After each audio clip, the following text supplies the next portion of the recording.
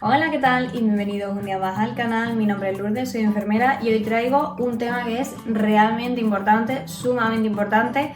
Voy a hablar del ictus o del accidente cerebrovascular. Por eso hoy os traigo 5 cosas que debéis conocer sobre el ictus. Porque no sé si lo sabéis, pero en España una persona cada 6 minutos sufre un ictus. La primera serían los síntomas, que son súper importantes de detectar en casa. No hace falta ser sanitario para poder decir, vale, me está dando un ictus, le está dando un ictus a mi padre, a mi hijo, a la persona que sea. Hay que detectarlo y eso lo vamos a aprender en este vídeo. El segundo punto sería los factores de riesgo para saber si tenemos probabilidad de poder desarrollarlo. El tercero sería el tiempo, que es lo más fundamental, como veremos a lo largo del vídeo, es de lo más importante. El cuarto, que serían los tipos de ictus que hay para poder conocerlo un poquito más. Y por último, la rehabilitación y la prevención, que también es un factor fundamental. Voy a dividir el vídeo en secciones para que podáis ir para adelante, para atrás, para adelante y para atrás y ver realmente la parte que os interese, pero ya os digo que todo tiene relación y lo más importante es verlo de principio a final. Pero antes de meternos en faena, ¿qué es eso de un ictus? Se define como un trastorno de la circulación cerebral de instauración brusca debido a una oclusión de la arteria en el ictus isquémico o a una rotura de la misma, que sería lo que ocurre en el ictus hemorrágico. El ictus isquémico es el que ocurre en el 85% de los casos. ¿Y por qué es tan importante hablar de ello, como he mencionado antes? Porque según la Sociedad Española de Neurología, el 90% de los ictus se podrían evitar con una adecuada prevención de los factores de riesgo y de un estilo de vida saludable, como veremos un poquito más adelante. El ictus es la segunda causa de muerte en España y la primera en mujeres. La primera causa de discapacidad adquirida en el adulto y la segunda de demencia. Cada año, entre 110.000 y 120.000 personas sufren un ictus en España, de los cuales el 50% quedan con secuelas discapacitantes o incluso fallecen. Pero antes de meternos en faena, vamos a empezar por el punto número 1, cómo identificamos un ictus desde casa. Síntomas puede haber muchos, pero estos serían los más característicos. Puede ocurrir una dificultad para hablar de manera repentina. También que la boca se nos tuerza un poco, que es lo que se conoce como parálisis facial, es decir, que se produzca un poco de desviación de la comisura labial. La pérdida brusca de fuerza o de la sensibilidad de un brazo, aunque también es característico que si te ocurre en el brazo derecho, también te ocurra en la pierna derecha. Lo que no suele pasar es que te ocurra en el brazo derecho y en la pierna izquierda. Hormigueo en la cara, brazo, pierna o a un lado del cuerpo, como acabo de comentar, además de una debilidad repentina. También se produce una falta de coordinación, hay una dificultad para caminar, pérdida de equilibrio, el dolor de cabeza intenso también es bastante característico o la pérdida de visión de un ojo. Súper importante que si detectas alguno de estos síntomas en casa o dudas si tienes alguno, llame a la ambulancia, porque ante la duda siempre es mejor avisar. Vale, ha llegado hasta aquí. Ha detectado que la persona con la que tú estás está sufriendo un ictus, ha llamado a la ambulancia y mientras tanto, ¿puedes hacer algo? Pues claro que sí, porque pasó hasta este vídeo, para aprenderlo. Si la persona está tumbada, lo ideal sería incorporarla un poquito, en lo que se conoce posición semi-Fowler, que sería unos 30 grados. Por si esta persona tiende a vomitar, pues que no esté totalmente tumbada y se pueda producir lo que se conoce como broncoaspiración, es decir, que se trague su propio vómito. Además, incorporando también a la persona, lo que hacemos es disminuir la presión intracraneal, que eso va a ayudar. También sería de ayuda si tenéis algún informe médico a mano o la medicación que toma la persona, que nos la enseñéis cuando lleguemos y ya, si la tenéis a mano y nos la enseñéis directamente, mejor que mejor. Además, si por ejemplo la persona es hipertensa, y tenéis el aparatillo de la tensión en casa, que os voy a dejar por aquí vídeos que ya he grabado sobre la hipertensión arterial para que le echéis un ojillo. Sería interesante que mientras llega la ambulancia, por ejemplo, le toméis la tensión y cuando llegue la ambulancia le decís, pues mira, yo le acabo de tomar la tensión a mi padre y la tiene en 220, 110. Pues eso ya a nosotros nos sirve de mucha ayuda. Pasa lo mismo con la diabetes, que también os dejo por aquí algunos vídeos. Nos decís, mira, que yo le acabo de tomar también el azúcar a mi padre y es que lo tiene en 480. Pues eso también nos sirve de mucha ayuda. Toda la información que nos podáis dar va a servir de muchísima ayuda para que activemos el código ictus cuanto antes y llevemos a vuestro familiar a un centro de referencia. Punto número 2. ¿Cuáles son los factores de riesgo? ¿Tengo posibilidades de desarrollar un ictus? Vamos a verlo. La hipertensión arterial es una de las principales causas. Como hemos visto en vídeos anteriores, debe medirse periódicamente y detectar los síntomas de hipertensión arterial. La diabetes también contribuye al daño vascular y sería importante siempre mantenerla controlada, tanto la hipertensión como la diabetes.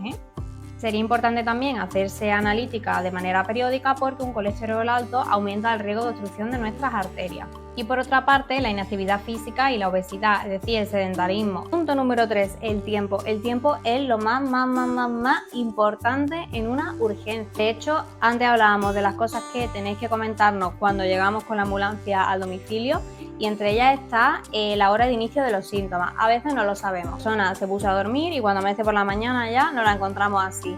Pero en otros casos no. En otros casos nos llamáis y nos decís, mira, que es que mi padre hace 20 minutos, es decir, a las 2:20 de la tarde, estaba comiendo y de repente empezó con desviación de la comisura y se le cayó la cuchara que se estaba comiendo la sopa porque empezó a tener pérdida de movilidad.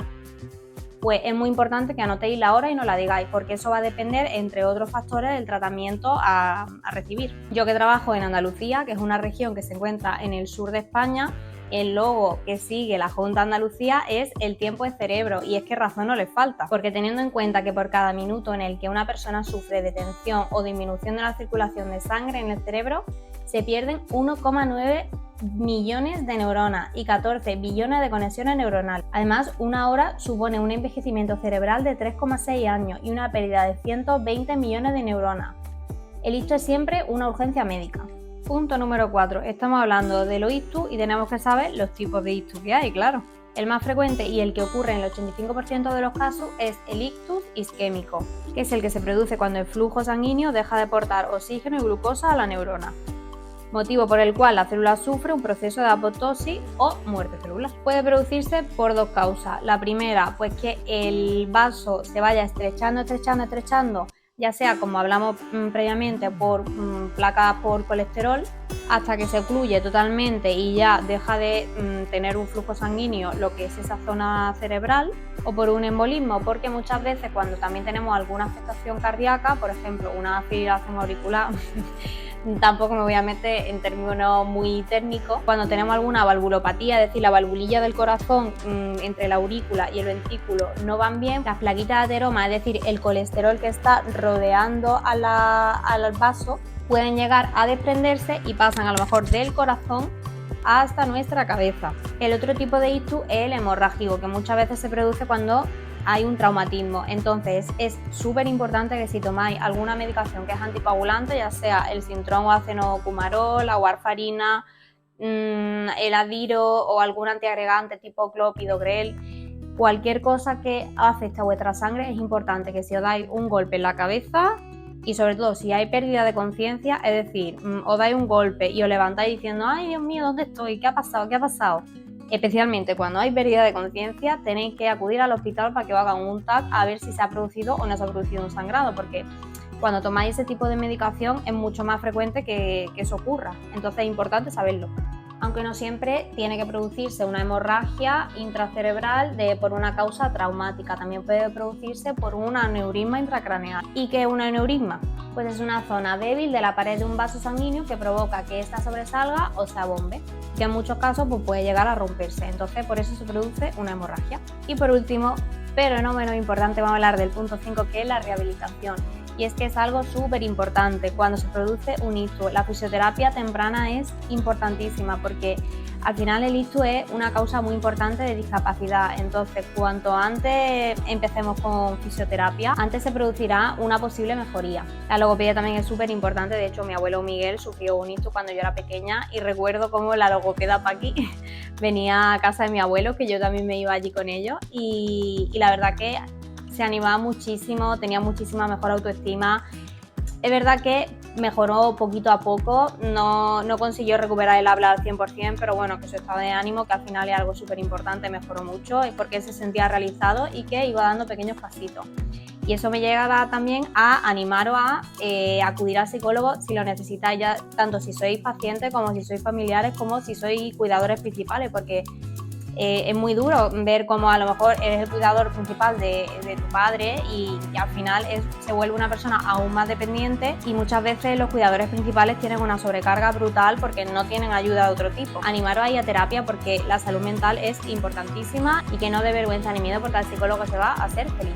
Y hasta aquí el vídeo de hoy. Espero que os haya resultado ameno y sobre todo que hayáis aprendido todas esas cosas que no sabíais y que quizá en un futuro, esperemos que no, pero siempre el conocimiento no ocupa lugar, es mejor saber por si ocurren este tipo de cosas, porque como hemos hablado, el tiempo es fundamental y detectar los síntomas es importantísimo. Así que espero que os hayáis empapado de los conocimientos y lo retengáis aquí. Dejadme en los comentarios cualquier duda que tengáis, contadme vuestra experiencia, si habéis tenido algún familiar que ha sufrido un ictus, si ha tenido mejoría, si llamasteis a la ambulancia, qué es lo que pasó, contádmelo en los comentarios. En el siguiente vídeo hablaré también sobre algo súper importante como es el infarto, así que no olvidéis suscribiros y activar la campanita de notificaciones si no queréis perderlo.